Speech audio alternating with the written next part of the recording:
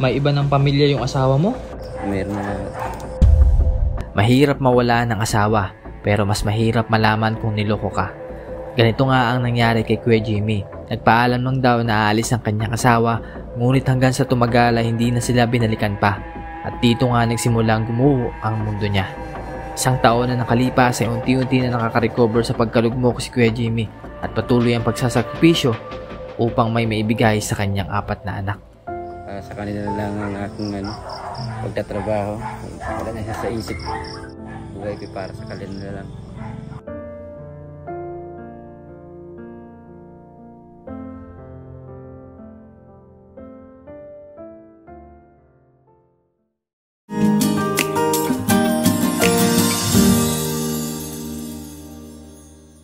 So yung mga babayan, at muli po nagbabalik tayo dito kay na Kuya Jimmy. So, makikibalita tayo ano ba nangyari sa first day of school nila. Ayan, so yun nga po, meron tayong dalang mga kapote kasi ngayon maulan. At yun nga po, bago man lang magsimula o nakasimula na pala yung pagpasok nila, ay meron tayong dalang mga grocery para sa kanila. Meron silang pambaon sa school. So yun nga po, ang nag-enroll lamang po ay si Princess at si Jillian. Tara na, tara dito. Bless. Bless. Saan si Jillian? I know.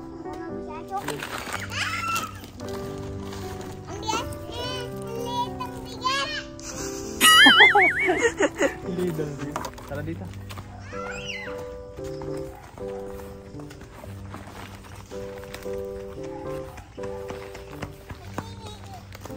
Yan. Nagpapasalamat po ako sa inyong lahat sa inyong panonood po sa aking charity works dito sa Oriental Mindoro. At sa lahat po nagsishare at nanonood po na aking video, thank you very much po. At sa mga sponsors natin na patuloy na sumusuporta sa atin, thank you po. So tara po.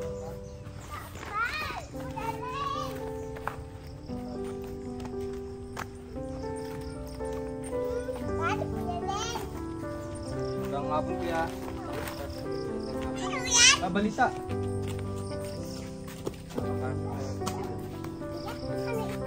Kasi may na-receive akong message. Ano po? Hindi daw pumasok yung anak mo. Ay, nung Lunes po. Nung Lunes? Nung Lunes. Bakit? Eh, tinanghali po ako ng gising. Galing ka sa trabaho.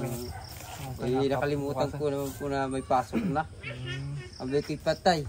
Ay, alas 10 ako nakagising. Kaya pala eh. Ay ngayon, pumasok? Oo, pumasok sila ng dalawa. Kamusta naman ang first day of school mo? Ha? Kamusta? Tinuruan na marami magsulat. Tinuruan na magsulat? Sabi, okay lang po. Sabi pwede daw i-enroll lang wala pang birth certificate basta tubipalo lang. Ay, hindi ko po masyado sa teacher kung... Pwede naman siguro ata doon. Ulitin ko po bukas na. Para maihabol mo, sayang naman kung dito lang sa bahay. Eh paano pala yung pag nasa trabaho kasi na mag-intindi sa kanila? Sa ano po? Ay, ito naman po pababaunan ko na lang siya ng pag-guide sa school maghapon. Tapos ito naman. Every morning kapag wala ka dito. Eh, ano naman po kapag alam ko na po may trabaho sila, naaga na po ako sa madaling araw. Maintindi ko sila sa umaga. Isa pa nga po sa dahilan kung bakit ngayon ang problema ni Kuya Jimmy kapag wala siya dito ay wala pong mag-iintindi.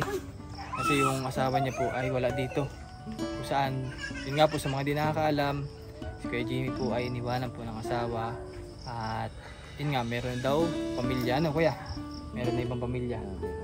So, kaya talagang mahirap yung sitwasyon nila kasi kailangan maghanap buhay ni Kuya Jimmy kung saan pambaon ng mga bata para sa ganun ay tuloy-tuloy yung kanilang pangkain at pambayad din ng lupa. Kasi at the same time, nagbabayad siya ng lupa. Inati-ati ang oras para Pero yung trabaho mo ba regular ka na doon? Oo, regular na po. Regular ka na. Hindi ka part-time. Pag pag konti lang galit po part-time, isang araw lang. Pero kung maramihan po, araw-araw pasok sa araw-araw. Time pa rin kasi wala kang kontrata. Wala. Ayun, part-time. Tama na. So yun nga, meron akong dalang kapote para kay Christian. Pink yan, pink. Pink yan ay para kay Ate Princess at kay Jillian. ikaw na magbigay. So sina Giselle wala pa po kasi hindi sila naka-enroll. Wala silang birth certificate. Kaya ang dapat ay kung pwedeng ihabol mo kuya para kahit wala pa silang birth certificate ay may process baga. No? Tumipalo na lang ang gagawin. Bukas po sasabihin ko dyan sa papel kung pwede. Oo. Alam ko pwede yun eh kasi ganun ang ginawa namin kina Chino. Ay, tagal ko. Oo. And meron din tayo dala dito. Ay, di ka pa naman. Basta. Bless mo na.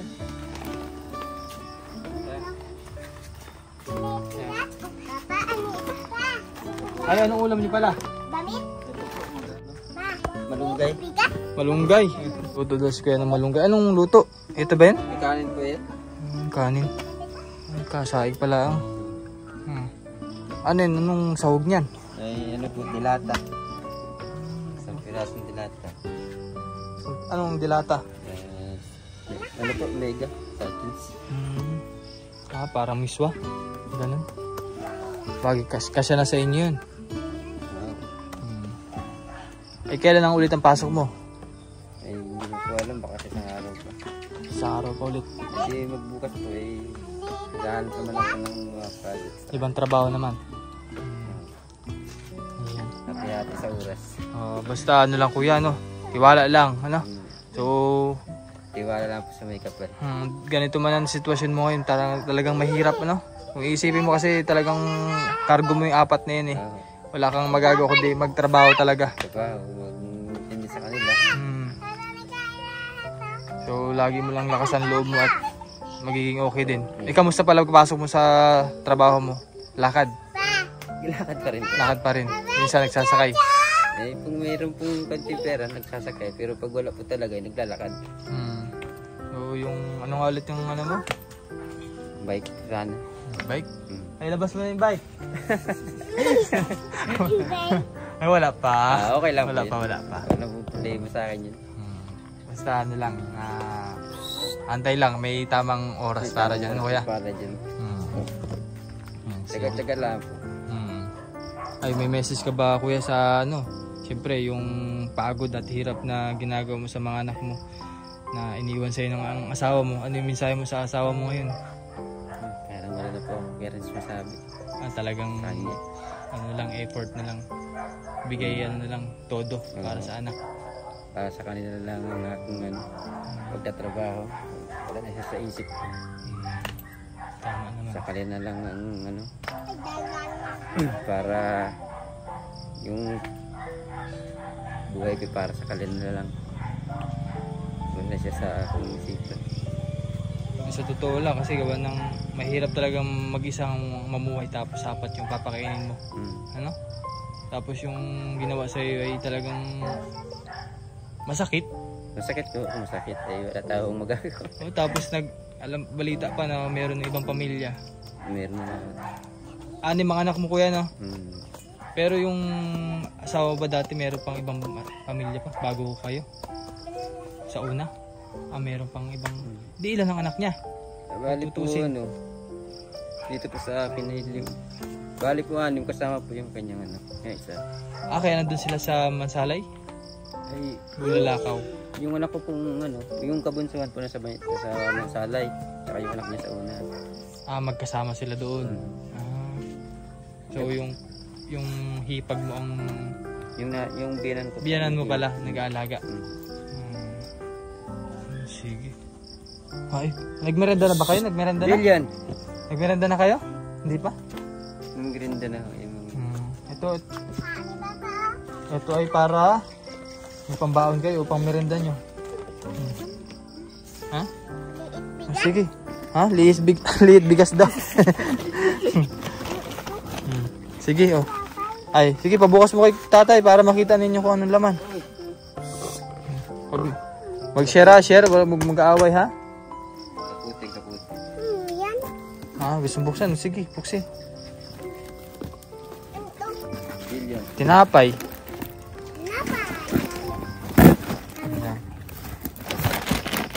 Ayan, oh. Wow! Ay, logi sina Jillian at si Princess nasa school. Ano? Yari na. Ano, Christian? Logi kayo, ate. Ako walang pasok. Joke lang. Mag-aaral din kayo pag naihabol. Kasi pwede pa yan. To be follow yung birth certificate ninyo. Ha? Milo. Na? Milo daw. Sagot, natanong ay upo. Opo. Oo, ano po. Pag nakita si Kuya Renz, ano gagawin? Pag nakita si Kuya Renz, ano gagawin? Mabilis. Ha? Mabilis. Mabilis. Ano? Mabilis. Mabilis. Oh, very good ha. Yun ang tandaan nyo lagi pag nakita ako ha.